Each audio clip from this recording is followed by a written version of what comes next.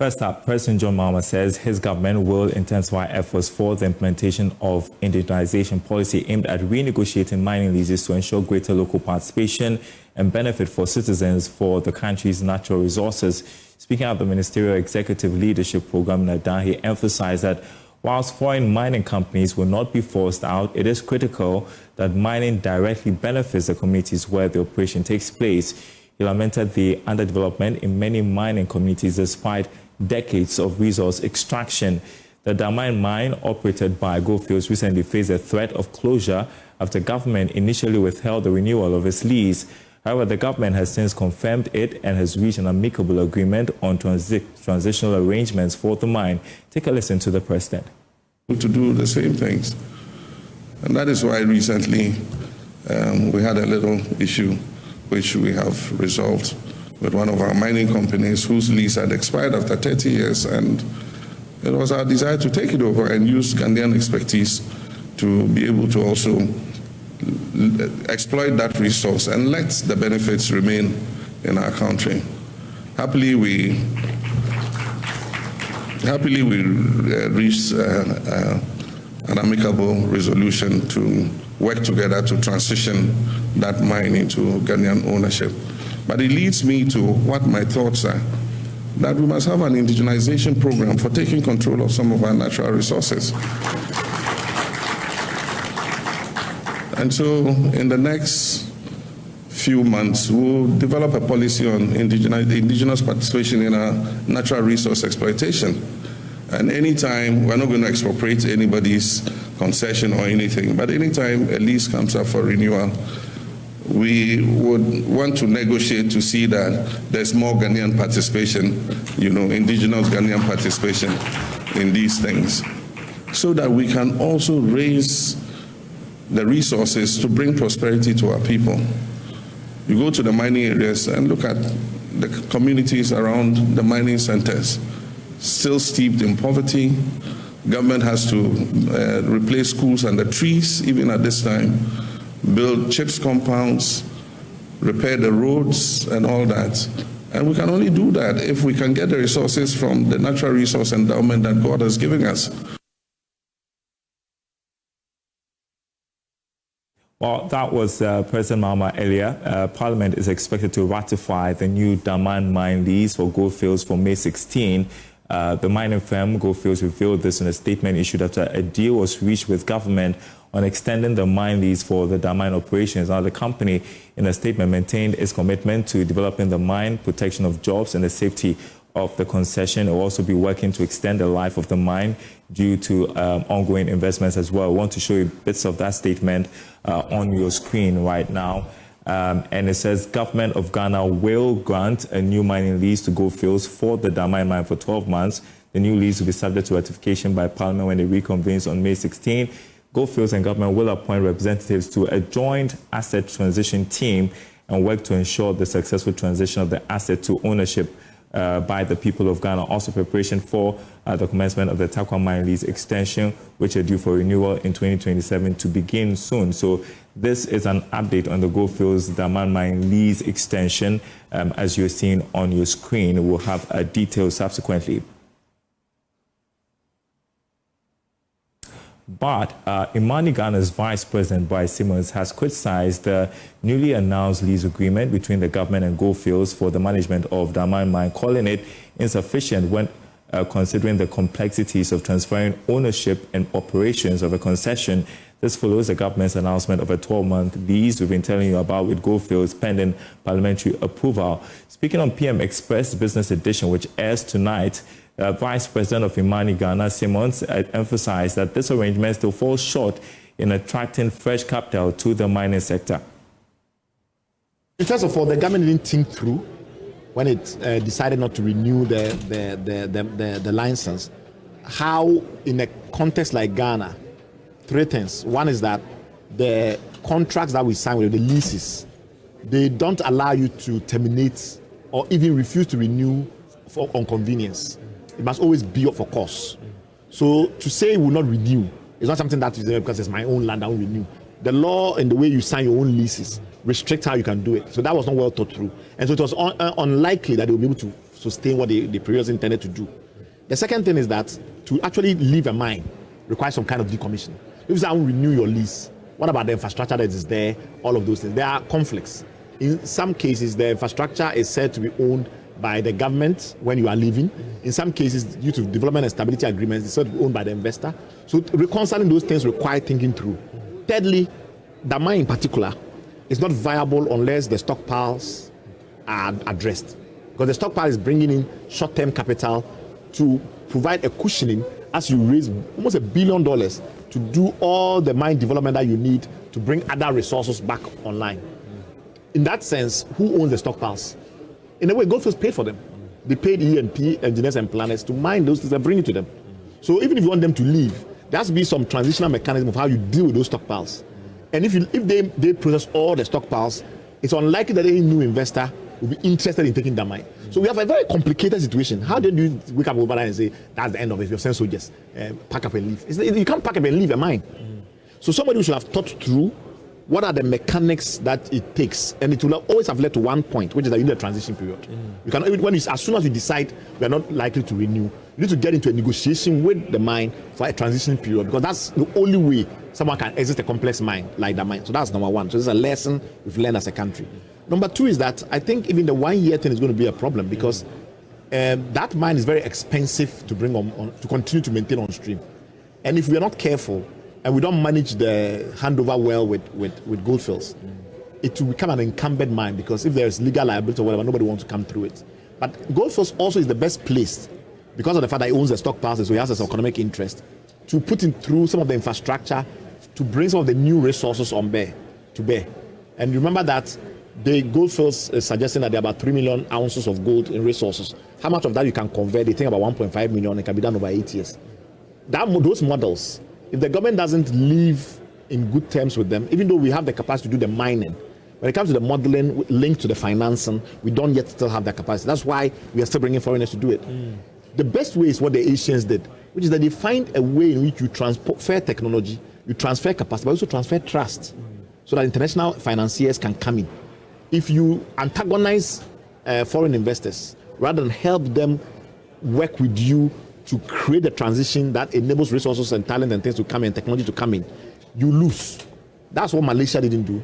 That's what Singapore didn't do. That's what China didn't do. When they were building their capacity, they didn't antagonize foreign investors. They found a way through carrots and sticks to get them to transfer technology, transfer capital, transfer talent, and more critically, transfer trust, so that international financiers are willing to move in and finance projects. And that is where we bungled the Goldfields thing badly. And if we still, even within this 1 year transition period, if we don't find a way, because the real reason why Goldfields is doing this is because they have their hands in government's mouth. In Takwa, Takwa is a much more prolific mine, it's one of much their more biggest mine in the world. Group, yeah. And in terms of free cash flow, one of their best. Maybe 30% or so of free cash flow probably coming from Takwa. So they will do it because of Takwa. But if you're not careful and you don't arrange things well with them, it's a very small world. The world of gold mining is a very small world. They will not play ball in helping to transition things to a way in which government can do this at a lower risk. Otherwise, what will happen? We'll go in, we'll say MEF will pay for it. Engineers and planners will continue to mine. The rates may be better because now it's domestic decision making. That would be great for E&P and others. But what about the fact that MEF could start to make losses if the price of gold was to drop? Next, we hear from Ben Boachi, Executive Director of the African Center for Energy Policy, who has argued that the handling of the Daman mine issues demonstrates the government's lack of genuine appreciation for the sector. He shared these views in an interview with Joy Business in Washington, D.C. I think the work we do at all times is to try and safeguard public interest, right? And to that extent, I mean, any decision that doesn't, attack the public purse or, the pockets of the people directly, we can live with it, all right? To the extent that, government has power to manage a 4-year period. The government can even decide that by policy, they don't even want companies to mine. We should keep the resource in the ground. Once legally we can find a way around it and stop mining from happening, that's the decision of government. Everybody can live with it, as long as you and I are not being called upon to foot a bill that seeps into pockets or other interest. And that's what we sought to actually avert, where we saw danger. where things could be negotiated. We're rather using muscle and power play to take decisions. Those are not things that advocates and analysts who understand how the industry works should actually condone. And we thought that we should draw the attention of government to the agreements that we have signed. And nobody put a gun to our head to sign those agreements. We signed them.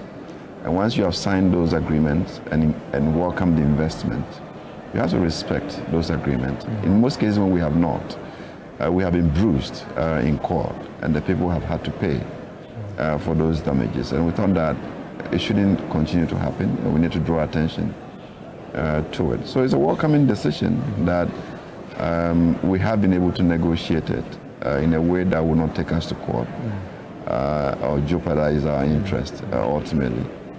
But find a way around how Goldfields could exit or continue, how they want to do it. It's the politics. If that increases revenue for the government, fair deal. If it reduces revenue for the government, they have pledges and promises to fulfill, and that's between the government and the people. But the fact that the decision is not going to imperil the pockets of the ordinary, we're game. I mean, we can look at the specifics, around some of the content of the letter, where we are saying that we want to take it and give it to an indigenous company. Nobody is against indigenous companies producing gold or being part of the industry. But we shouldn't paint a picture as if our gold resources have run out. Even Galamseyers are identifying gold prospects and mining. What stopped the state from identifying gold prospects and going to mine them? We should do things properly and not create a certain atmosphere as if we hate investment and we don't want people to invest in our country. There are proper ways of doing things, and at all times governments should be aligned to that proper way of doing things, not to, if you like, judify the people to think that, by taking it from one investor to the other, it automatically translates into local investment. It doesn't. I mean, go and check some of the people we call local people. Where do they get their money from? They go borrow abroad. Where does the interest payment go to? It goes abroad. So we have to be able to take decisions that appreciate the context much more appropriately, so that we are not just taking decisions that fight really against the public interest. Some more news from the mining sector. Ghana's revenue from mining could soon plummet as gold mining companies are compelled to rechannel more investments into beefing up security against dangerous threats from illegal mining operations. The large-scale mining sector contributed over 11 billion cedis in taxes, but companies like the Afo South mine are alarmed by rampant attacks from illegal miners and encroachment on their abandoned concessions, which endanger lives. Stakeholders in the sector are exploring an urgent, collaborative and integrated approach in clamping down on illegal small-scale mining that is draining the proceeds of large-scale operations. There's more in this report.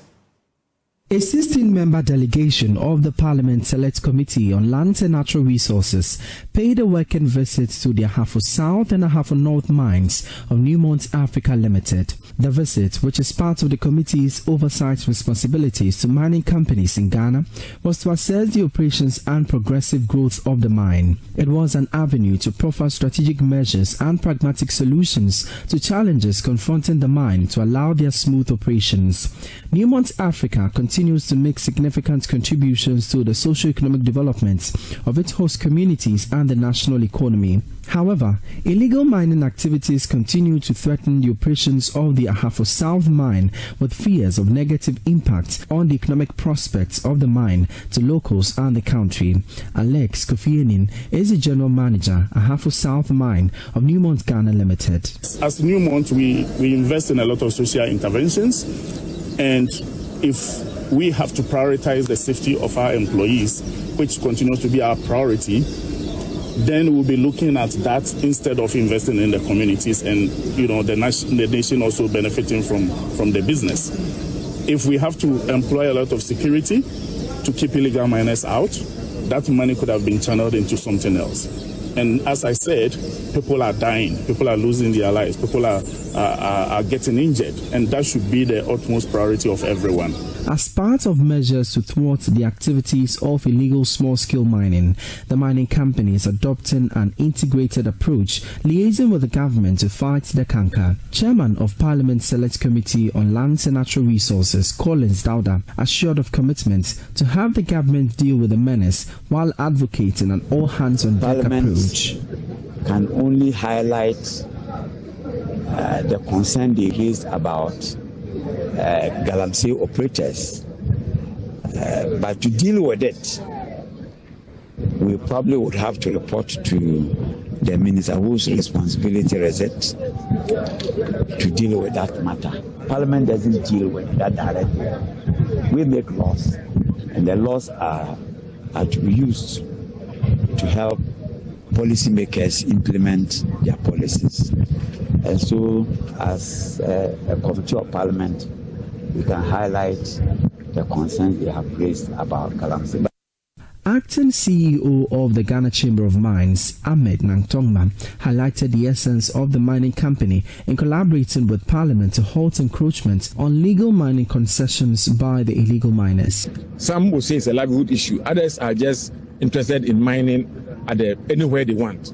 So we want to work with the lawmakers to make the laws very friendly to mining companies who can protect our activities from illegal miners, from those who trespass, because everybody has a mining area. So trespassing is illegal in this country. So we want to help them to understand, then they can help us to enforce the laws to save the industry from all the encroachments that we are seeing.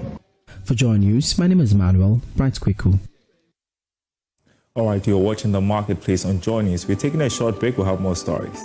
All right, welcome back to The Marketplace. Before we go, I want to show you what is trending on our website, myjoyonline.com/business. We've got the day's latest stories over there. World Bank forecasts a high inflation of 17.2% for Ghana in 2025. Also, cedi depreciates by about 4% to the dollar so far in 2025. That's also according to the World Bank, myjoyonline.com/business. My name is Darryl Kwao. Thanks for watching. We leave you with a summary of international news.